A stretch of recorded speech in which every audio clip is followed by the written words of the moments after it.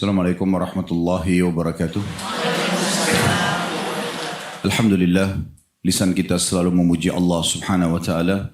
Sebagai seorang muslim, kita sangat tahu bahwasanya kalimat Alhamdulillah adalah kalimat bersyukur, berterima kasih kepada Sang Pencipta Allah, yang dengan kalimat ini segala kebutuhan kita di roda kehidupan di muka bumi ini akan terpenuhi, bahkan selalu dilebihkan, serta juga akan diberikan balasan yang terbaik di akhirat nanti. Oleh karena itu, jadilah sosok muslim dan muslimah yang selalu membasahi lidah dan bibirnya dengan kalimat Alhamdulillah. Juga kita panjatkan selanjutnya salawat dan taslim kepada Nabi besar Muhammad sallallahu alaihi wa ala alihi wa sahbihi wasallam, sebagaimana Allah telah perintahkan kita untuk mengucapkan salam hormat tersebut. Dan tentu sebagai balas jasa dari 23 tahun masa hidup beliau dihabiskan untuk agama ini. 13 tahun di Mekah semuanya dengan hinaan, cacian dan puncaknya diusir dari kampung halamannya. Dan kita tahu betapa pedihnya orang kalau diusir dari kampung halamannya. Serta juga 10 tahun fase Madinah, penerimaan dan penyempurnaan agama ini. Sehingga akhirnya sampailah kepada kita semua yang Allah subhanahu wa ta'ala perintahkan dan juga larang. Kesempatan ini insyaAllah pertemuan perdana untuk membedah buku. Karena permintaan Sahibul Bait tentang masalah rumah tangga, maka kami melihat buku ini mungkin yang cocok untuk dibahas. Kalau dilihat di situ penulisnya, kalau teman-teman sudah pegang bukunya, Syekh Dr. Muhammad bin Shalih Al-Munajjid. Ini bisa teman-teman searching di YouTube ya. Cukup banyak ceramah-ceramah beliau. Hafidhahullah. Syekh Muhammad Al-Munajjid ini cukup banyak karya-karya ilmiahnya. Dan juga cukup banyak yang sudah kita bedah. Nah cuma memang dalam masalah rumah tangga ini belum pernah kami bahas tentang tulisan karya beliau. Oleh karena itu kita akan membahas insya Allah tentang rumah tangga ini. Dan judulnya, kalau saran saya setiap kali Bapak Ibu beli buku tentunya diperhatikan ya. Di situ ada judul aslinya Arba'in Nasiha li Islahil Buyut. Terjemahannya 40 nasihat memperbaiki rumah tangga. Jadi mungkin jangan difahami bahasa memperbaiki berarti rumah tangga yang rusak. Ya. Tapi rumah tangga itu kalau kita baru saja melaluinya, maka dia seperti perusahaan yang baru, terus saja harus ada upgrade. Ya. Baik itu dari sisi skill SDM-nya, atau memang dari sisi sistem, produk, dan apa saja, baru perusahaan itu bisa terus berkembang. Nah seperti itu kurang lebih gambarannya, atau bahasa lain sebenarnya bagaimana mempertahankan kestabilan, ya, keharmonisan, keromantisan dalam rumah tangga. Nah ini itu gambarannya. Supaya teman-teman tahu, kalau setiap beli buku, apa yang dibahas dalam buku itu, selalu lihat daftar isi.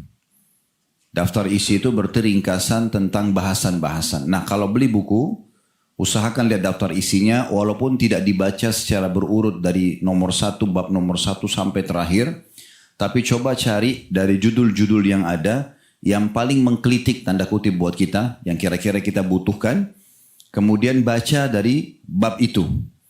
Nah biasanya dari situlah terpicu kita untuk menyelesaikan buku. Karena banyak orang beli buku tapi tidak pernah mengkhatamnya. Ya. Itu salah satu cara kalau mau membaca buku itu sendirian. Atau dengan metode yang kayak kita gunakan sekarang. Jadi jangan lihat tipisnya buku ini, tetapi kita akan bedah poin demi poin, ya, faedah-faedah dari ilmu satu demi satu agar memang tuntas bahasannya. Tema ini, bahasan tentang rumah tangga, akan bermanfaat bagi yang belum berumah tangga, atau orang yang sudah berumah tangga, atau bahkan orang yang sudah sangat sepuh dalam rumah tangga. Juga akan sangat bermanfaat bagi orang yang gagal dalam rumah tangga. Maaf, misalnya ada yang status janda, duda, maka semua itu juga akan bermanfaat bagi mereka. Kalau orang yang belum berumah tangga, inilah pondasi dasarnya. Kalau orang yang sudah berumah tangga, inilah cara dia ya, mengisi bensin kendaraannya. Nah ini bensin kendaraan yang dibahas di sini dalam rumah tangga, supaya rumah tangga itu bisa berjalan dengan baik. Ya. Kemudian bagi yang gagal, maka dia bisa mulai dengan tata cara yang seperti akan dibahas panjang lebar dalam buku ini. Sehingga tidak terulang kegagalan-kegagalan tersebut ke depannya. Nah seperti itu gambarannya. Atau yang sudah sepuh, maka apa yang luput dari mereka di masa muda dulu pada saat menikah, tidak luput lagi untuk anak-anak mereka. Nah ini semua faedah yang bisa diambil dari bahasan kita. Jadi tidak ada yang mengatakan, oh saya sudah sepuh, saya sudah berumah tangga 50 tahun, saya nggak perlu belajar ini. Sangat perlu. Jadi dia masih punya kesempatan untuk mengejar apa yang luput dari dia. Misal dari 50 tahun berumah tangga itu mungkin dari semua yang dia bisa raih pahala dari pasangannya, mungkin dia baru mengerjakan 70% misalnya. Ada 30% yang luput karena dia belum punya ilmunya. Dia bisa dapatkan ya dari poin-poin yang akan kita bahas ini. Kalau orang yang baru saja berumah tangga, maka ini kesempatan emas dia jadikan sebagai bahan bakar terbaik untuk memicu roda rumah tangganya supaya berjalan dengan normal. Ya kalau kita seperti di jalan tol, mobilnya baru gitu kan, semuanya serba cepat bisa dilaksanakan dan juga semua serba nyaman gitu. Dan yang belum berumah tangga maka tentu saja akan sangat bermanfaat bagi mereka pada saat nanti berumah tangga, karena orang yang bijak justru belajar sebelum bekerja ya. Sebelum kita mau masuk ke satu bisnis, misalnya restoran, travel atau apa saja, maka usahakan kita punya ilmunya terlebih dahulu. Kita cari tahu tentang usaha itu apa dan segala macam. Itu akan lebih baik pada saat kita nanti masuk ke pekerjaan itu karena sudah punya bekalnya. Nah seperti itu gambarannya ya. Jadi dalam masalah rumah tangga itu penting sekali. Dan kita perlu tahu siapa yang telah berhasil dalam rumah tangganya, dia telah berhasil lebih dari 50% dari kehidupan dia. Makanya Nabi SAW bersabda, "Man tazawwaja faqad damina nisfa dinah. Falyattaqillah fi nisfil baqi." Siapa yang telah menikah, maka dia telah menyelamatkan setengah agamanya, tersisa setengah dia tinggal menjaga setengah yang tersisa saja. Jadi memang rumah tangga itu luar biasa. Dari pasangan terdekat kita, suami ataupun istri, sudah merupakan sumber pahala yang paling besar. Tinggal kita berbuat baik sama satu orang ini saja, maka itu sudah sangat luar biasa pahalanya. Terlebih belum lagi kalau kita berbuat baik dengan sanak kerabat, belum lagi kita berbuat baik sama ya tetangga dan segala macam, itu akan tambahan saja. Tapi dengan pasangan ini saja sudah luar biasa pahalanya. Orang yang tidak boleh, ya, orang yang sudah melahirkan kita pun, ibu misalnya, atau ayah yang pemilik sperma, ada batasan di mana mereka bisa melihat tubuh kita. Ya. Mungkin umur sebelum balik itu pun kita mungkin di masa kecil atau bisa lihat anak-anak kita kalau mereka sudah masuk umur tamyiz antara 6 sampai 7 tahun ya. Itu biasanya sudah nggak mau lagi, kalau ibu-ibu punya anak laki-laki pasti nggak mau lagi dimandikan, ya. Atau bapak-bapak punya anak perempuan umur begini sudah nggak mau dimandikan, padahal mereka itu anak kita. Mereka malu, mereka tutup pintu kamar mandi, ya kan? Apalagi kalau sudah balik. Walaupun orang tuanya sendiri. Memang dalam agama tidak boleh orang tuanya melihat aurat ini. Bahkan kata Nabi SAW, perintahkan anak kalian sholat di umur 7 tahun, pukul mereka di umur 10 tahun, dan pisahkan mereka di ranjang. 10 tahun memang sudah nggak boleh tidur lagi sama kita. Ya, nggak boleh juga usahakan kalau masih ada tempat tidak tidur dengan saudaranya. Memang disuruh pisah karena adanya, walaupun sesama jenis ya, walaupun perempuan sama perempuan, laki-laki sama laki-laki, apalagi kalau lawan jenis, walaupun saudara kandungnya. Perintah Nabi SAW agar memisahkan mereka di ranjang di umur 10 tahun. Karena itu sudah umur tamiz namanya. Dia sudah bisa membedakan jenis kelamin. Dan berbahaya sekali. Bab zina itu, kalau orang berzina, umumnya laki-laki sama perempuan tidak ada hubungan kerabat, maka hukum zinanya dosa besar, tetapi tidak seberat kalau terjadi zina antara mahram. Misalnya ibu sama anak, ayah sama anak, misalnya saudara sama saudarinya, tante sama ponakan, om sama ponakan, ini lebih berat zinanya. Ya, ini lebih berat hukum zina. Jadi zina terberat itu adalah zina dengan mahram. Ya, itu terjadi kalau dibiarkan. Ya, syaitan akhirnya menggoda untuk terjadi hubungan-hubungan seperti ini. Baik, kita lihat di sini daftar isinya ada setelah muqaddimah ada rumah adalah nikmat. Kemudian selanjutnya yang mendorong seseorang muslim memperhatikan islah atau perbaikan rumahnya. Atau tadi saya bahasakan lebih tepatnya mempertahankan ya keromantisan, kehormatisan rumah tangganya, apa yang harus dia lakukan. Jadi tidak cukup dengan berbekal suka ya. Atau hanya karena punya rumah yang bagus ya. Tetapi semua hal harus diperhatikan sebagaimana kita paparkan nanti. Kemudian ada di situ judul besar membangun rumah tangga, ada nasihat 1, nasihat 2. Kita cuma lewatin saja, nanti kita akan bahas satu persatu ya. Supaya kita paham apa yang sedang dibahas di situ. Ini untuk para istri, bagaimana suami milih istri yang tepat dan bagaimana seorang istri nanti kita akan bahas panjang lebar menjadi istri yang tepat. Yang selalu dirindukan oleh suaminya, yang selalu dihormatin, yang selalu dipenuhi kebutuhannya. Itu seperti apa sih cara untuk seorang istri menjadi perempuan seperti ini?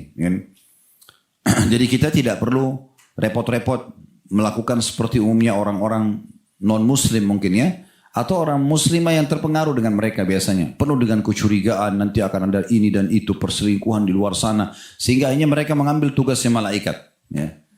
Sibuk memeriksa handphone, sibuk curiga, sibuk memasang CCTV, sibuk pasang kamera. Karena mereka tidak tahu caranya. Bukan dengan cara seperti itu. Cara yang terbaik hanya sederhana. Menjaga hubungan baik kita sama Allah. Menjalankan tugas kita yang Allah bebankan. Maka Allah akan jaga pasangan kita. Clear. Sederhananya begitu saja. Ya. Kemudian juga ada aspek keimanan dalam rumah. Bagaimana kita nanti mulai membuat rumah kita itu senyaman mungkin. Tapi kenyamanan tidak akan didapatkan kecuali sesuai dengan yang Sang Pencipta ajarkan. Ada di situ yang menjadikannya rumah sebagai tempat untuk berzikir. Ada sebagai kiblat. Ada pendidikan keimanan untuk keluarga. Dan beberapa poin yang lain itu ada doa-doa. Membaca surah Al-Baqarah di rumah. Lalu ada judul yang lain yang lebih, judul yang besar yang lain. Ilmu agama di rumah. Ini mungkin akan ada penting untuk dibahas. Nanti kita bahas panjang lebar ya. Masalah yang penting ada buku-buku di rumah, ada perpustakaan kecil. Biasa menghidupkan untuk dengar. Kalau kita sekarang mungkin dengar media ya, ceramah. Mungkin ada pengajian seperti ini. Itu diantara ilmu agama di rumah. Kemudian ada aspek sosial di rumah. Jadi ini ada masalah seringnya terjadi komunikasi sehat antara suami istri.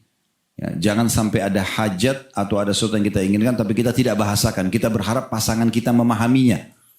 Ya, ini sering terjadi dari kaum wanita. Nanti akan kita jelaskan masalah ini.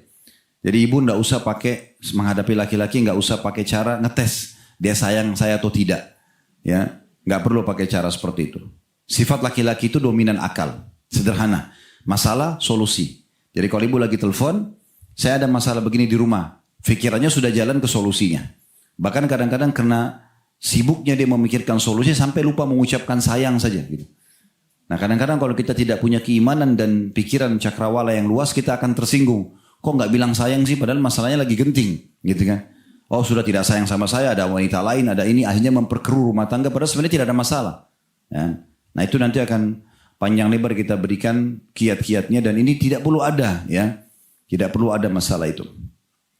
Jadi ada aspek sosial di rumah yang harus didiskusikan, persoalan-persoalan pakaian, parfum, penampilan, ya, penataan, apa saja yang kita suka dan pasangan suka, itu semuanya kita bisa kolaborasikan, gitu kan? Tidak boleh ego, ya. Tidak boleh ego sama sekali. Apalagi kalau memang itu merupakan demi keromantisan rumah tangga. Saya tahu ada orang bercerai rumah tangga setelah 15 tahun, bukan 15 tahun, 20 tahun berumah tangga. Hanya karena waktu saya duduk sama suaminya saya tanya, ada masalah apa? Kenapa harus cerai? Jawaban dia sederhana sekali. Dan saya sebagai laki-laki saya bisa pahami itu. Karena dia laki-laki, saya tanya suaminya.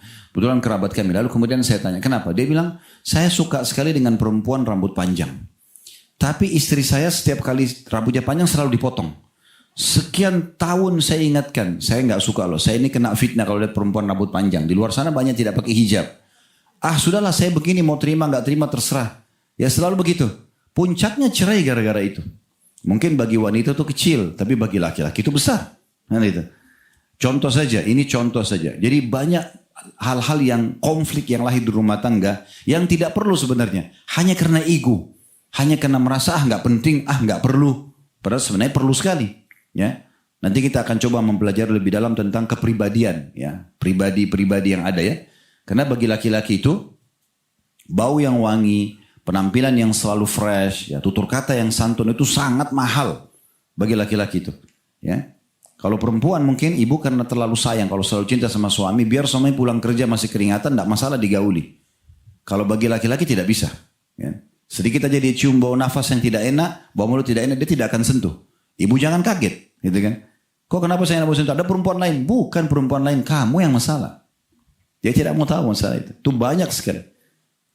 Ini nanti problem-problem dalam rumah tangga banyak, hal-hal yang saya sendiri hadapi. Banyak jamaah muslimin yang konsultasi rumah tangga, ternyata masalah-masalah kecil, sepele. Gitu kan? Malasnya menjaga kebersihan badannya, malas menjaga bau badan. Padahal bagi laki-laki itu mahal sekali gitu kan. Makanya Nabi SAW mengatakan, wanita ahli surga yang wanti, kalau kau lihat kepadanya kau akan senang. Kenapa lihat senang? Nah, karena penampilannya, bau badannya, senyumannya, tutur katanya selalu baik sesuai yang suami inginkan. Itu akan cukup banyak di dalam poin aspek sosial dalam rumah nanti ya. Kemudian ada juga, itu ada sampai nasihat nomor 20, dari nasihat nomor 13 sampai nasihat nomor 20. Ini saya tidak bahas panjang lebar dulu, ya, karena nanti akan ada bahasannya insya Allah. Kemudian ada juga judul tentang beberapa akhlak di rumah. Ini dari nasihat 21 sampai nasihat 25. Ya. Ini penting sekali ya, memulai. Jadi ingat, setiap kita mulai dengan tutur kata santun, jawabannya santun. Nah, mata kita tatapannya syahdu, responnya juga mata yang syahdu. Zaman tangan yang ramah, juga responnya zaman tangan yang ramah. Itu pasti begitu. Sebaliknya, mulai melotot, mulai tutur kata yang kasar, mulai cuek, responnya sama pasti. Nah, jadi perubahan pasangan seringkali terjadi justru dari kita sendiri. Kita tidak sadari itu. Kemudian tidak kalah penting itu ada juga masalah, di situ poin panjang lebar tentang masalah pergaulan, tentang masalah sikap lemah lembut dan segala macam itu ya. Kemudian ada kemungkaran-kemungkaran dalam rumah yang harus dihindari. Dari nasihat nomor 26 sampai 36. Ini cukup banyak ya. 10 nasihat di sini. Tentang masalah orang tidak sadari dia datangkan dalam rumahnya dosa-dosa.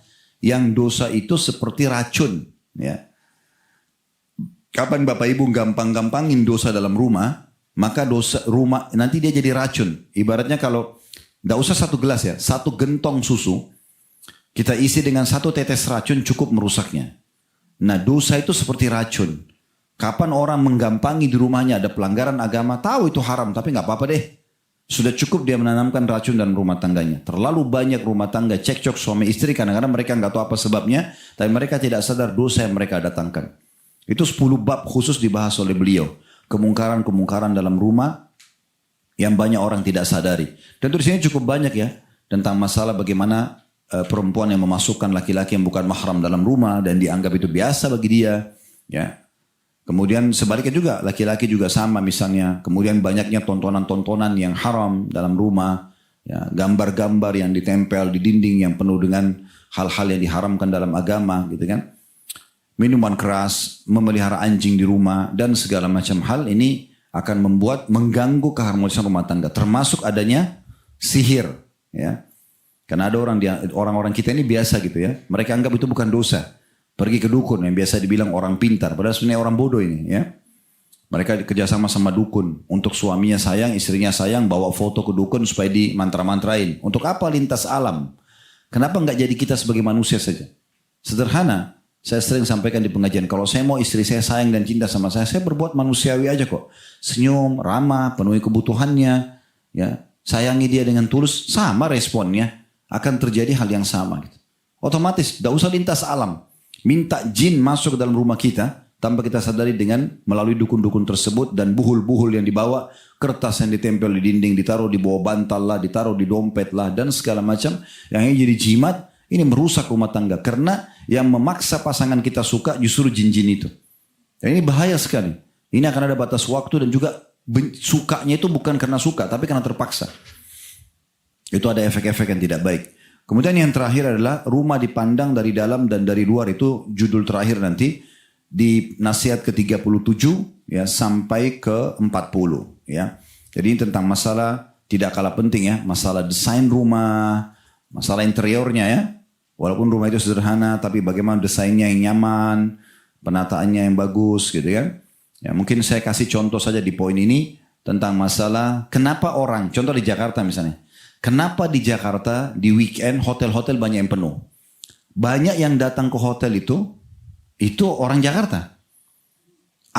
Untuk apa mereka sana? Mereka sudah punya rumah. Nah, mereka membeli suasananya. Ya. Suasana yang mereka beli. Jadi suasana ini harusnya sudah ada di rumah. Supaya orang tidak perlu ke sana. Gitu kan? Sehingga tidak ada istilah bagi ibu-ibu terutama. Oh saya sudah rapin rumah tadi pagi kok. Udah. Nanti jadwalnya sore. Bukan begitu. Setiap kali berantakan sedikit dirapikan. Tidak ada batas waktu. Sehingga selalu terasa nyaman. Nah begitu. Saya pernah dudukin istri saya untuk berbagi tentang masalah perapian ini. Saya pernah ambil beberapa kertas, 5 lembar kertas. Kemudian saya serakin di lantai. Saya bilang, ini berantakan gak? Dia bilang, iya berantakan. Saya ambil 5 kertas itu. Kemudian saya tata kembali di atas meja. Lalu saya bilang, sekarang rapi gak rapi? Saya bilang, saya cuma mau ini saja. Bagaimana selalu rapi? Karena bagi laki-laki itu penting sekali untuk melihat penampilan-penampilan yang tidak pernah berubah, selalu begitu. Ya itu memang hal yang dibutuhkan ya.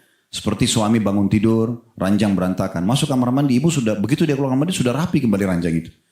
Sudahlah kan sudah dipakai tidur, biar ini berantakan. Beda sekali. Itu ada penilaian tersendiri yang menanamkan cinta dalam hati. Dan sekian banyak nanti kiat-kiat yang akan kita berbagi dalam masalah mempertahankan keromantisan rumah tangga itu. Dan juga tidak kalah penting tentang masalah kesehatan. Itu di nasihat nomor 40 yang terakhir nanti ya. Jadi perlunya nanti ibu-ibu harus pikirin lagi. Kalau dulu sebelum nikah, bapak-bapak juga begitu. Sebelum nikah mungkin selalu makan apa saja bagi dia. Nggak penting mau sehat tidak sehat. Itu nggak penting. Sekarang sudah berumah tangga harus sudah bisa ditata kesehatan. Supaya jangan lagi berkunjung ke rumah sakit. Ya kan gitu. Kalau kunjung silaturahim keluarga, mungkin ke tempat rekreasi keluarga masih oke. Kalau ke rumah sakit untuk apa? Kenapa faktornya hanya kena makanan di rumah yang tidak sehat? Ya, itu nanti akan ada bahasan sendiri tentang masalah pentingnya menjaga kesehatan dalam rumah insya Allah. Baik, kita akan bahas pada kesempatan ini tentang masalah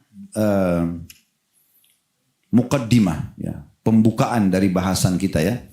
Jadi nanti ini yang kita bahas lengkap muqaddimah dari halaman 1 insya Allah sampai halaman 7 ya. Ini akan jadi bahasan kita di pertemuan pertama ini. Dan nanti insya Allah kedepannya baru kita masuk ke halaman 9 tentang masalah membangun rumah tangga dan mulai masuk ke nasihat yang pertama. Baik. Pentingnya untuk membaca muqaddimah kenapa? Karena penulis memberikan pendahuluan kalau bahasa kita ya. Pendahuluan. Maksud dia penulis menulis muqaddimah dan semua penulis harus punya muqaddimah, punya pendahuluan gitu ya. Karena dia akan memberikan prolog kepada kita, masukan kepada kita ini loh, yang saya tulis sebenarnya ini intisarinya. Itu muqaddimah. Isi semua buku ini ada di sini. Gitu loh.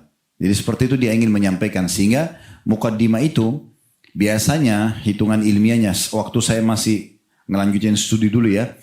Saya tidak tahu kalau peraturan berubah biasanya per 10 lembar sebuah artikel atau makalah itu ada 1 lembar muqaddimah. Jadi untuk merangkum 10 lembar itu isinya apa sih di situ? Nah, per 20 lembar berarti 2 lembar juga muqaddimahnya begitu. Tapi itu tidak baku ya. Bisa saja berubah ya. Seperti misalnya kita lihat di sini misalnya ini kalau kita lihat sampai akhir kurang lebih sampai halaman 90-an ya. Ini sekitar 95 atau 96, 97 pasnya. Kalau 97 lembar kita pertemukan dengan muqaddimahnya ini, dia sebenarnya hanya 7 lembar saja ya. Tidak berimbang sebenarnya jumlahnya, tapi kalau sudah mewakili nggak ada masalah. Secara ilmiah yang penting muqaddimah sudah mewakili. Baik, setelah memuji Allah Subhanahu wa taala, salawat kepada Nabi sallallahu alaihi wasallam, beliau menulis sebuah poin penting. Rumah adalah nikmat. Nah, ini siapapun Bapak Ibu sekalian di antara kita yang sudah Allah berikan tempat tinggal, kontrak atau sudah rumah sendiri, apalagi rumah sendiri ya. Itu sebuah nikmat yang tidak terhingga. Jangan selalu bermain dengan bisikan syaitan, mengecilkan nikmat-nikmat Allah yang besar. Sebagai seorang muslim, tugas kita adalah membesarkan nikmat Allah itu.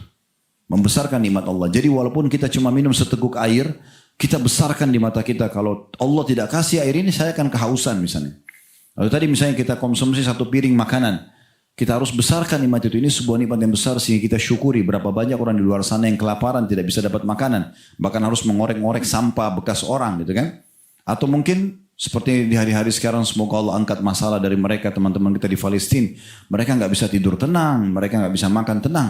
Ya. Dalam kondisi peperangan terjadi, penjajahan terjadi, penjarahan, pembunuhan dan segala macam. Gitu kan. Jadi besarkan nikmat itu dengan cara melihat orang yang lebih susah dari kita. Kalau kita bisa makan hari nasi, tempe sama sambal misalnya, ada orang yang tidak bisa sama sekali dapat 1 piring itu.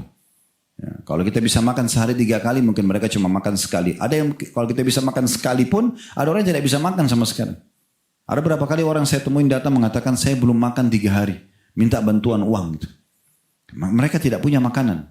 Dan terlalu banyak orang yang menghadapi masalah-masalah seperti ini tentunya. Jadi kita harus dalam menghadapi nikmat ini, Bapak Ibu sekalian, membesarkan nikmat itu dan melihat orang yang lebih di bawah kita daripada kita. Ya. Berapa banyak orang yang tidak melihat nikmat itu karena dia selalu melihat orang yang di atasnya. Dia punya mobil tahun 2021 misalnya. Dia lihat orang yang 2022. Dia nggak akan terima kasih sama Allah. Akan jadi kecil walaupun itu mobil mewah. Karena bagi dia, oh itu lebih bagus mobilnya. Nah, jadi dia selalu melihat orang yang di atas ini tidak akan bersyukur. Lihat orang yang lebih rendah dari kita. Mungkin ada orang punya mobil tahun 2018, 2015. Atau kita masih mobil baru, dia mobil second misalnya. Ya, mobil bekas. Atau misalnya rumah kita tipe 60 kecil misalnya. Atau ada mungkin orang tipe rumah standar tipe 36 yang murah-murah. Ini tetap bisa bersyukur. Bicara lihat orang yang belum punya rumah. Ada yang tinggal di emperan jalan. Ya. Saya lihat dengan mata kepala sendiri berapa banyak orang di negara kita ini yang tidur di emperan kali, pinggiran jalan. Tidak ada, atap rumahnya langit gitu. Ya. Sama sekali nggak punya apa-apa. Jangan usah bicara selimut, ranjang yang enak, ada AC atau kipas angin. Ini betul-betul ada hujan turun mereka basah, panas ya mereka keringatan. Ya belum lagi kalau ada hewan-hewan yang liar, yang buas bisa mengganggu mereka. Atau misalnya ada bahaya yang lain. Ya, seperti contohnya terjadi perampokan, pembunuhan dan segala macam. Itu penting sekali. Baik, di sini beliau mulai dengan rumah dulu. Adalah nikmat. Allah subhanahu wa ta'ala menyebut tentang rumah dalam surah An-Nahl ayat 80 yang bunyinya Wallahu ja'ala lakum min buyutikum sakana. Artinya, dan Allah menjadikan bagimu rumah-rumahmu sebagai tempat tinggal. Seorang ahli tafsir bernama Ibnu Katsir rahimahullah berkata, ini masih di halaman 1 di paragraf terakhir ya. Allah subhanahu wa ta'ala menyebutkan kesempurnaan nikmatnya. N-nya besar itu kata ganti Allah. Nikmatnya atas hambanya. N-nya juga besar kata ganti Allah. Dengan apa yang dia, D-nya besar kata ganti Allah. Dia maksudnya Allah. Yang dia jadikan bagi mereka berupa rumah-rumah yang merupakan tempat tinggal buat mereka. Jadi siapa yang diberikan tempat tinggal, walaupun cuma kos-kosan atau kontrakan, apalagi kalau sudah punya rumah sendiri. Ya, ingat, jangan lihat orang yang di atas, tidak akan pernah bersyukur. Lihat orang yang di bawah kita. Kata Nabi SAW, lihatlah orang yang di bawah kalian akan lebih mudah untuk bersyukur. Dan syukur ini akan menambah nikmat itu. Tidak akan mungkin bertambah tanpa syukur. Maka kita harus lihat orang yang di bawah kita. Saya ulangi, jadi di sini kata beliau, Ibnu Katsir berkata, rahimahullah, Allah subhanahu wa ta'ala menyebutkan kesempurnaan nikmatnya atas hambanya dengan apa yang dia jadikan bagi mereka berupa rumah-rumah yang merupakan tempat tinggal mereka. Mereka kembali kepadanya, berlindung, dan memanfaatkannya dengan berbagai macam manfaat. Banyak sekali kegunaan rumah bagi seseorang. Ia adalah tempat makan. Ya, duduk tadi, kayak kita duduk bisa makan itu. Ketenangan jiwa itu luar biasa nikmatnya. Berapa banyak orang yang tidak bisa tenang. Dalam kondisi beban pikiran yang banyak, dalam kondisi wilayah yang tidak aman. Ya, kehidupan rumah tangga yang kacau misalnya. Banyak sekali kegunaan rumah bagi seseorang. Ia adalah tempat makan, tidur, istirahat, dan berkumpul dengan keluarga, istri dan anak-anak. Juga tempat melakukan kegiatan yang paling pribadi dari masing-masing anggota keluarga. Dan Allah subhanahu wa ta'ala telah mengingatkan dalam Al-Quran, dalam surah Al-Ahzab ayat 33, agar lebih banyak menempati rumah kalau tidak ada keperluan-keperluan di luar. Jadi kalau Bapak Ibu tidak ada hajat di luar rumah, tinggal di rumah itu aja, lebih bagus. Ya. Rumah itu bisa menjadi sumber pahala dan ketentraman jiwa. Jadi jangan tinggalkan kecuali darurat saja. Ada keperluan baru keluar. Kalau enggak usah. Nuntut ilmu, harus mencari rezeki, silaturahim keluarga, jenguk orang sakit mungkin. Kalau hanya buang-buang waktu di luar rumah jangan. Justru rumah tempatnya. Itu Allah sebutkan dalam surah Al-Ahzab ayat 33. وَقَرْنَ فِي بُيُوتِكُنَّ وَلَا تَبَرُّجْنَ تَبَرُّجَ الْجَاهِلِيَّةِ الْأُولَى. Hendaklah kamu tetap di rumahmu dan jangan kamu berhias dan bertingkah laku seperti orang-orang jahiliyah dulu. Maksudnya mereka banyak keluar rumah, rumahnya hanya didatangi malam untuk tempat tidur saja. Dia tidak menikmati rumah itu. Padahal setiap jengkar rumah itu bisa kita nikmati. Duduk di sisi ini, duduk di sisi sana, menata di sini, menata di sana, sebentar baca buku di sana, sebentar duduk sama keluarga di sini. Makanya kan ada ruang keluarga, ada ruang makan, ada ruang tidur, ya. Dan seterusnya itu biasanya ditata seperti itu. Jika kita renungkan, kata penulis, keadaan orang-orang yang tidak memiliki rumah, yakni orang-orang yang hidup di pengasingan, di emper-emper jalan, serta para pengungsi yang terusir di perkemahan-perkemahan sementara, niscaya kita memahami besar nikmatnya ada di rumah. Ya, jadi artinya jangan sampai rumah itu disia-siakan, tidak dirawat, tidak diurus, ya, tidak dinikmati waktu di dalamnya, maka itu sia-sia saja, percuma. Ya. Sayang, padahal sebenarnya nikmat Allah memuncak justru pada rumah itu. Tentu kita akan terenyuh, kata beliau, dan haru mendengar orang yang misalnya mengatakan, saya tidak punya tempat tinggal. Terkadang saya tidur di rumah si fulan, terkadang di kedai kopi, kebun, atau di pantai. Lemari bajuku ada di dalam mobil. Maksudnya, dia betul-betul habis waktunya semua hanya di luar rumah saja. Dengan demikian kita pun akan memahami makna keberserakan. Maksudnya, berantakannya sesuatu itu, ya, yang tidak memiliki tempat tinggal ataupun rumah. Mereka repot sekali kalau tidak punya tempat tinggal. Ya. Nah biasanya salah satu langkah syaitan, Bapak Ibu sekalian, memperkecil nikmat tadi saya bilang ya. Jadi selalu saja kalau kita mau dapat sesuatu, pengen sesuatu lalu Allah sudah kasih nih. Kita supaya tidak bersyukur, karena syukur akan menambah nikmat itu, syaitan memperkecil nikmat itu. Contoh misalnya kita kan berapa banyak dalam hidup kita kesempatan berambisi ingin punya sesuatu. Ingin punya jam tangan, ingin punya dompet, ingin punya tas, ingin punya pakaian, ingin punya mobil, ingin punya apalah ya, rumah dan seterusnya. Awalnya kita merasa itu nikmat besar. Begitu kita dapatkan, maka jadi kecil. Bukan Allah yang kecilkan, tapi syaitan yang membuat kita menganggap kecil. Tadinya kita pengen nikah sama si fulan atau fulana, begitu menikah, kita tadi besar, nikmat besar tuh. Kalau kita bisa berhasil nikah sama dia. Begitu menikah kita jadi kecil.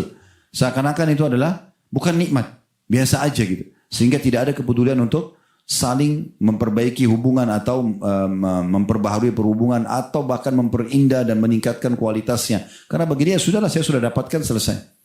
Nah begitu seterusnya. Padahal sebenarnya untuk melangkah mendapatkan nikmat itu, Allah Subhanahu Wa Taala ya memudahkan buat kita dibandingkan hamba yang lain agar kita nikmati dan kita syukuri. Ya itu poinnya. Ya. Kemudian di sini beliau mengatakan ketika Allah menyiksa orang-orang Yahudi Bani Nadhir. Kalau belum pernah dengar Bani Nadhir ini, dulu di masa Nabi SAW hijrah ke Madinah ada 3 suku Yahudi di Madinah Bapak Ibu sekalian. Ada suku Nadhir, suku Kainuqa, dan suku Quraidah. Nah 3 suku ini dulu tinggal di Madinah karena mereka, kakek-kakek mereka dulu menemukan dalam kitab Taurat kalau kota Madinah adalah kota hijrahnya Nabi terakhir. Kota hijrahnya Nabi terakhir.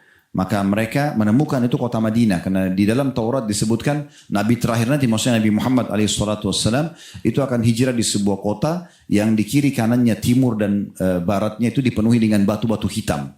Sampai hari ini kota Madinah masih seperti itu ya. Kalau kita lihat kota Madinah dari atas di satelit, kita akan temukan di kiri kanan, timur dan baratnya kota Madinah ada dikenal dengan Hara Syarqiyah dan Hara Gharbiyah. Wilayah timur dan wilayah barat. Nah ini penuh dengan batu-batu hitam yang tajam.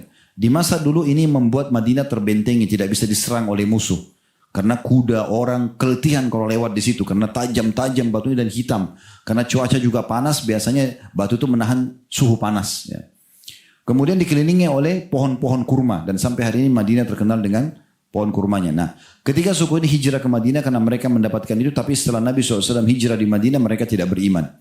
Ya, karena memang orang-orang Yahudi sifatnya begitu ya. Mereka memang hanya mempermainkan keimanan mereka hanya tunggangi untuk urusan dunia mereka, dan seperti umumnya banyak tertulis dalam buku-buku tentang keadaan orang-orang Yahudi itu. Tapi yang jelas ada 3 suku Yahudi, dan 3 suku Yahudi ini semuanya diusir dari Madinah oleh Nabi SAW. Kenapa diusir? Awal Nabi SAW hijrah di Madinah, saya cerita sedikit tentang suku Nadhir dulu, supaya kita tidak melangkah kecuali jelas, karena di sini ada 2 ayat yang harus Bapak Ibu fahami. Kalau saya baca saja, tidak tahu historinya mungkin tidak terlalu jelas ya. Nah ketika suku ini, tadinya waktu Nabi SAW hijrah ke Madinah, beliau melakukan 3 pondasi dasar pendirian negara dalam Islam. Yang pertama, beliau membangun masjid dulu. Ini bagi umat Islam penting sekali. Beliau bangun masjid Kuba dan bangun masjid Nabawi, supaya umat Islam bisa sholat sehari 5 kali. Dan beliau juga mendirikan Jumat. Ya. Mereka selalu mendengarkan nasihat-nasihat, terutama kaum laki-laki, para pemimpin rumah tangganya, pemimpin di masyarakat. Kemudian yang kedua, itu adalah mempersaudarakan antara muhajirin dan ansar. Ini menghilangkan rasis. Sehingga tidak ada lagi namanya kau pendatang, saya pribumi, kau datang di kota saya, di negeri saya. Tidak ada lagi begitu. Bagi seorang muslim, semua di muka bumi negara dia juga. Artinya tetap ada peraturan warga negara, tetapi Nabi SAW waktu itu mengajarkan kalau dia datang dari luar dan dia butuh bantuan sebagai seorang muslim, kita bantu semampunya. Muhajir dari Mekah, mereka terasing, harta mereka dirampas oleh orang-orang kafir Quraisy, maka mereka hijrah di Madinah, mereka butuh bantuan. Maka Nabi SAW ajak penduduk asli Madinah pribumi untuk menyambut mereka. Dan terjadilah persaudaraan yang luar biasa. Sampai orang-orang Ansar, mereka memberikan rumah-rumah mereka, mereka memberikan bisnis modal mereka dan seterusnya. Karena bahagianya kedatangan tamu, pendatang. Nah yang ketiga ini namanya mu'ahadah, kesepakatan damai dengan orang non-muslim. Jadi kayak kita di Indonesia ini kita ada mu'ahadah, kita kesepakatan dengan orang non-muslim sama-sama warga negara. Kita nggak boleh ganggu mereka, mereka tidak ganggu kita. Ya, lakum dinukum waliyadin. Kami punya agama, kalian punya agama, udah selesai. Kita boleh tawarin Islam kepada orang non-muslim, tapi la ikraha fid din. Nggak boleh ada paksaan dalam agama, gitu kan? Itu pondasinya. Nah rupanya 3 suku ini berkhianat Bapak Ibu sekalian. Melanggar akad itu. Yang pertama suku Nadhir ini. Kenapa suku Nadhir ini? Suku Nadhir ini pernah mereka menjalin sekutu. Mereka menjadi sekutu satu suku Arab. Yang suku Arab ini kebetulan ada satu anggota sukunya bentrok dengan cekcok sama seorang sahabat Nabi. Sehingga terjadi bunuh-membunuh dan terbunuhlah orang itu. Ya, orang suku Arab tadi yang bukan orang muslim itu. Tapi suku Arab ini bersekutu dengan suku Nadhir. Maka Nabi SAW mengambil dia itu kayak denda, diat ya dalam bahasa Arab pakai tak sebenarnya. Jadi dia itu denda. Kalau kita membunuh seseorang, maka hukumannya sebenarnya juga dibunuh hukumnya kan gitu dalam Islam. Tetapi bisa juga ditebus dengan diat. Kalau keluarganya mau negosiasi, kita bayar dengan denda. Ya, ukurannya gitu ya. Seingat saya sekitar 100 ekor unta. Yang jelas waktu itu Nabi SAW ingin membantu sahabat yang terjadi cekcok sama orang suku Arab yang dia bunuh itu untuk membayar diatnya. Tetapi Nabi tidak izinkan sahabat ini menuju ke suku sana. Karena kalau ke sana takut sahabat ini dibunuh. Maka Nabi SAW ke pemukimannya Bani Nadhir, suku Nadhir yang sedang kita bahas ini. Datang ke sana dengan tujuan ingin memberikan diat itu agar nanti mereka yang kasih kepada sekutunya tadi. Rupanya waktu Nabi SAW masuk ke dalam pemukiman mereka, waktu Nabi SAW datang sana, kepala suku mereka mengatakan, tunggulah sebentar hai Muhammad, kami akan diskusikan. Nah waktu itu Nabi SAW lagi nunggu di salah satu rumah mereka, di depan rumah mereka dan lagi sandar di dinding rumah itu. Ya. Orang-orang Yahudi berkumpul lalu mengatakan, kalian tidak temukan kesempatan emas untuk membunuh Muhammad seperti sekarang. Siapa yang naik ke atas rumah, lemparin batu ke bawah supaya dia mati. Maka ada satu Yahudi mengatakan, saya. Dia naik ke atas rumah ingin mengangkat batu. Tapi wahyu turun kepada Nabi Muhammad SAW. Hai Muhammad, sesungguhnya mereka berusaha untuk membunuhmu. Maka Nabi SAW berdiri lalu pergi. Waktu itu bersama Nabi ada Abu Bakar, ada Umar, ada Uthman, ada beberapa sahabat Nabi. Dan mereka mengira Nabi SAW berdiri bukan untuk ada masalah, bukan karena ada masalah. Karena Nabi SAW berdiri aja terus jalan. Biasanya orang seperti ini di masa itu punya hajat. Maaf, mau buang air besar, buang air kecil ya. Dan masa dulu orang tidak ada dalam rumah, WC itu tidak ada. Orang dulu kalau punya hajat itu keluar, di luar. Mereka punya kamar mandi di luar. Ya, mungkin itu dinamakan ini WC-nya atau kamar mandinya keluarga fulan dan seterusnya begitu. Dulu mereka belum punya dalam rumah. Maka para sahabat mengira Nabi SAW tujuannya untuk punya hajat lalu akan kembali. Tapi karena lama Nabi SAW tidak balik, maka sahabat gelisah. Jangan sampai Nabi dibunuh nih. Mereka cari-cari di pemukiman itu tidak ketemu. Pada saat mereka pulang ke masjid Nabi, mereka temukan Nabi sudah membentuk pasukan. Jadi pasukan ini tujuannya untuk mengepung suku Nadhir. Dan Nabi meminta itu yang di atas yang mau lempar batu tadi datang. Itu harus didatangkan. Kenapa dia mau lempar batu? Kenapa mau bunuh? Nah kita baik-baik datang mau bawa diat kok denda. Gitu kan. Nah karena mereka tidak mau memberikan, maka akhirnya Nabi SAW diperintahkan oleh Allah untuk mengepung mereka. Dan pada saat dikepung Allah masukkan rasa takut dalam hati orang-orang Yahudi ini. Sampai akhirnya mereka tunduk dengan hukum Nabi SAW. Maka mungkin pada saat itu mereka diusir dari kota Madinah. Dan uniknya pada saat itu Allah gerakkan hati orang-orang Yahudi ini untuk merusak nikmat yang paling besar Allah kasih. Yaitu rumah-rumah mereka. Mereka merusak rumah-rumah mereka sendiri, ya, sebagai bentuk mereka jengkel kenapa mereka kalah, gitu kan? Dan supaya rumahnya tidak dipakai lagi oleh umat Islam. Padahal sebenarnya tetap jadi harta rampasan perang umat Islam pada saat itu. Nah itu yang Allah jelaskan dalam masalah ayat yang akan kita baca nanti tentang suku Nadir. Ya, supaya menggambarkan sebenarnya rumah itu adalah sebuah nikmat yang besar. Dan salah satu nikmat yang Allah angkat dari suku Nadir adalah rumah mereka sendiri. Allah keluarkan mereka. Kalau mereka tadinya tidak mau bunuh Nabi, atau pada saat dikepung mereka serahkan satu orang saja yang mau membunuh itu, supaya diadili oleh Nabi SAW, selesai. Tapi karena mereka tidak mau, mereka ngotot menunjukkan kesetiaan satu sama yang lain, membela walaupun salah, maka akhirnya Allah keluarkan mereka dari benteng-benteng dan rumah mereka yang merupakan nikmat besar. Akhirnya mereka harus hijrah ke Khaybar dan membangun komunitas dan bangunan-bangunan baru lagi di sana. Ya, seperti itulah. Jadi kalau kita sudah mendapatkan sebuah tempat, jangan sampai kita sia-siakan sampai akhirnya Allah keluarkan kita dari tempat tersebut. Apakah rumah kita, apakah tempat kerja kita, apakah lingkungan kita. Ini jangan dirusak. Kalau Allah sudah berikan, besarkan nikmat itu supaya kita selalu menjaga ya nikmat tadi. Kemudian suku yang ini nanti kita akan bacakan, tapi saya tadi sebutkan 3 suku, ada suku Kainuqa, ini juga sama. Mereka di masa dulu itu kalau meja ini adalah kota Madinah, setiap suku punya benteng-benteng kecil lagi, Bapak Ibu sekalian. Jadi Madinah itu punya benteng besar sekali dulu, sebagai benteng kota. Nah di dalam kota Madinah, karena kota Madinah cukup besar, jadi setiap suku, misalnya suku A punya benteng lagi sendiri. Ada pintu gerbangnya, mereka ada pemukiman di dalam, mereka ada pasar dalam. Nanti kalau pagi mereka buka, siapa yang mau datang silakan. Jadi dalam kota itu cukup banyak kota-kota benteng-benteng lagi gitu. Nah suku Kainuqa ini mereka punya pasar besar dalam benteng mereka. Tapi dalam kota Madinah ya. Nah satu hari pernah ada satu muslimah, sahabiat Nabi, beliau belanja di pasar suku Kainuqa. Belanja di pasar itu. Kemudian karena dia menggunakan jilbab, menggunakan cadar, kemudian pada saat itu pemilik toko orang Yahudi berusaha menggoda muslimah ini. Karena muslimah ini tidak mau digoda, dia tahu itu tidak boleh dalam Islam, maka si Yahudi ini rupanya mencantolkan waktu perempuan itu duduk di toko itu, dicantolkan satu besi tajam, jadi waktu berdiri, pengait gitu, waktu berdiri bajunya robek, tersingkaplah auratnya. Nah melihat kejadian tersebut, orang-orang Yahudi sekitar itu menertawakan muslimah ini. Nah ada satu sahabat Nabi laki-laki kebetulan masuk pasar itu juga. Karena marah, dihanuskan pedangnya, dibunuh pemilik toko ini. Maka orang-orang Yahudi mengeroyokin sahabat ini. Terbunuhlah sahabat itu. Muslimah ini, sahabiat perempuan tadi, lari melapor kepada Nabi SAW. Ya Rasulullah begini kejadiannya. Maka Nabi SAW bentuk pasukan dikepung suku Kainuqa ini. Kenapa harus membunuh muslim? Gitu kan. Kalau misalnya pun ya mereka ada masalah dengan satu orang muslim, maka satu orang itu. Tapi dari awal kan mereka pemicunya, mereka yang mengganggu muslimah ini. Nah karena mereka tidak mau menyerahkan siapa yang membunuh muslim itu, maka Nabi SAW kepung dan diusir juga dari kota Madinah.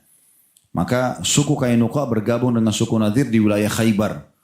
Ya, sekitar 180 km dari kota Madinah. Dan pernah dengar perang Khandak ya?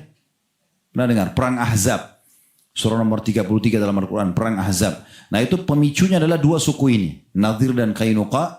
Mereka yang memicu suku-suku Arab yang belum masuk Islam untuk mengepung Madinah di perang Khandak itu. Nah yang ketiga suku Quraidah, itu mereka berkhianat di perang Khandak sendiri. Ya, pada saat itu kota Madinah dibuat parit. Jadi kalau kiri kanannya tadi saya bilang kota Madinah itu diisi dengan ada batu-batu tajam yang hitam. Itu daerah timur dan baratnya. Di daerah utaranya, jadi bagian atas kota Madinah itu negeri Syam. Dan itu cukup banyak kebun-kebun kurma. Mekah itu kebetulan berada di selatan Mekah. Ya, kalau mau bayangkan selatan itu kayak kita Indonesia dibandingkan Saudi. Ya, jadi kalau Saudi itu, kalau kita lihat petahnya, Indonesia ada di bawahnya, itu di selatannya. Nah seperti itulah. Jadi kalau kita lihat peta Jazirah Arab, kita akan lihat Mekah dulu baru Madinah, Madinah di atas. Jadi Mekah itu ada di selatan, di bawahnya Madinah. Ya. Nah jadi orang-orang Mekah waktu perang Ahzab itu, perang Khandak hanya bisa menyerang dari bawah saja. Karena dari kiri kanan timur barat gak bisa ada batu-batu hitam yang tajam. Dan dari utara di atas mereka harus manuver jauh sekali dan penuh dengan pohon-pohon kurma. Makanya dibuat Paritnya di daerah selatannya kota Madinah. Nah waktu itu parit dibuat, di ujung parit itu ada suku Quraidah. Suku ketiga orang Yahudi itu. Mereka sudah semuanya sepakat damai sama kaum muslimin. Tapi waktu suku Nadhir dan suku Kainuqa datang membawa pasukan Ahzab 10.000 pasukan. Mereka negosiasi sama Quraidah supaya membuka benteng mereka.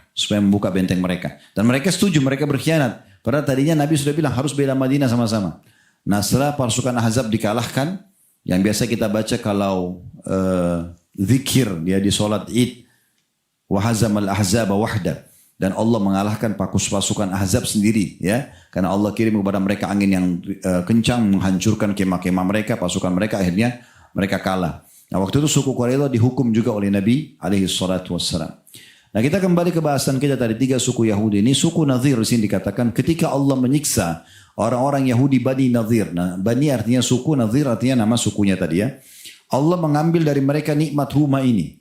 Allah mengusir mereka dari kampung halaman mereka. Allah berfirman dalam surah Al-Hasyr ayat 2. Huwa alladhi akhrajal ladhina kafaru min ahli kitabi min diyarim li awwalil hasyr. Dialah Allah yang telah mengeluarkan orang-orang kafir di antara ahli kitab dari kampung-kampung pada saat pengusiran pertama kali.